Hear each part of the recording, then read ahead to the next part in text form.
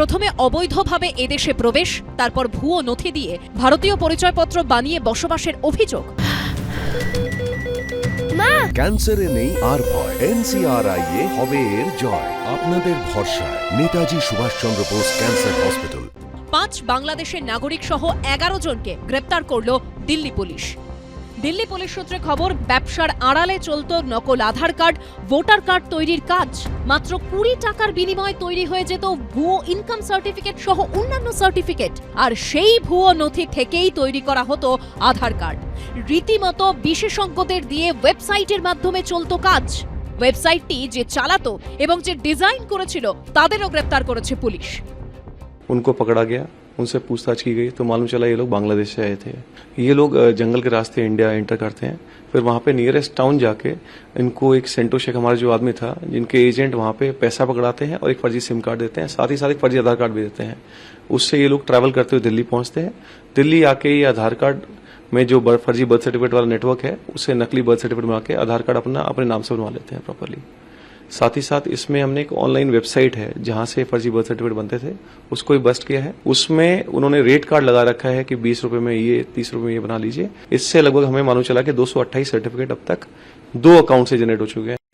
একটা train module, এখানকার sleeper sell সবাই অ্যাক্টিভ হচ্ছে, সেটা আমরা জানি।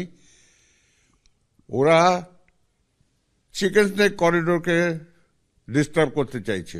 মুর্শিদাবাদটা একটা এখন সোকল সংখ্যালঘু, তাদের ডমিনেটেড এরিয়া। ওখানে ওরা জানে প্রোটেকশন পাবে, শেল্টার পাবে। পাকিস্তানের জাহাজ এসে নোঙ্গর করছে, ওয়েপন স্মাগলিং কোনো অসুবিধা হবে না, এমনকি হাই এক্সপ্লোজিভ ওর কোনো অসুবিধা হবে না। এটা উদ্বেগজনক ব্যাপার, কতটা উদ্বেগজনক ব্যাপার সেটা তো আপনারা সকলেই বুঝতে পারছেন। সম্প্রতি রাজধানীতে ঘাঁটি গেড়ে থাকা বাংলাদেশি অনুপ্রবেশকারীদের চিহ্নিত করতে দিল্লি পুলিশের কমিশনারকে চিঠি লেখেন দিল্লির লেফটেন্যান্ট গভর্নর।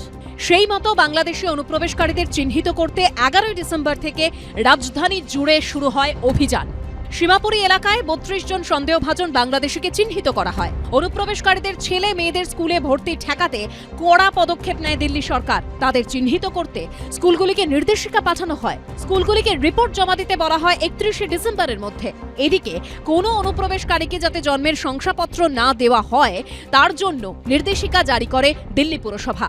দিল্লি পুলিশ সূত্রে খবর, প্রথমে সীমান্ত পেরিয়ে এদেশে আসে অনুপ্রবেশকারীরা, তারপর বাসে ট্রেনে পৌঁছে যায় রাজধানী। দিল্লি পুলিশ সূত্রে খবর, ধৃতদের কাছ থেকে উদ্ধার হয়েছে 21টি ভুয়ো আধার কার্ড, 6টি ভুয়ো প্যান কার্ড ও 6টি জাল ভোটার কার্ড। ক্যানিং থেকে বাংলাদেশে ঢোকার একটা অনেকগুলো রুট আছে জলপথে।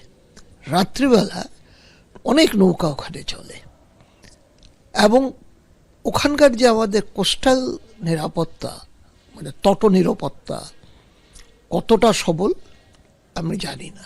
ওখান থেকে অবারিত সহজে একদম বাংলাদেশের সুন্দরবনে ঢুকে যাওয়ার অনেক খাড়ি আছে। এই যে প্রস্তুতি পর্বটা শুরু হয়েছে এখন বাংলাদেশে, এটা কিন্তু একটা বিপজ্জনক। পাকিস্তান জাহাজ ঢোকাচ্ছে কাশ্মীরে। 3টে মিলিটেন্ট গ্রুপ, লস্করে তৈবা আর জৈশে মোহাম্মদ আর হিজবুল মুজাহিদিন। একটা সমস্যা হচ্ছে ওরা আর রিক্রুটমেন্ট পাচ্ছে না। এখন ওরা সেই জন্য বাংলাদেশ একটা ফ্রন্ট করতে চায়। এদিকে ত্রিপুরা পুলিশ সূত্রে খবর, গত 5 মাসে শুধুমাত্র আগরতলার রেল স্টেশন থেকে 10 জন রোহিঙ্গা শরণার্থী সহ প্রায় 100 জন বাংলাদেশি নাগরিককে গ্রেপ্তার করা হয়েছে। পুলিশ সূত্রে আরও খবর, এরা সকলেই অনুপ্রবেশকারী। অধিকাংশই জাল ভারতীয় পরিচয়পত্র বানিয়ে কলকাতা কিংবা দিল্লি যাওয়ার চেষ্টা করছিল। এখানে 1 আগস্ট থেকে এখন টিল নাও প্রায় 97 যা সংখ্যাটা আর কি এরকম। এর মধ্যে 87 জন বিডি ন্যাশনাল এবং 10 জন রোহিঙ্গা কমিউনিটি এরকম আছে আর কি।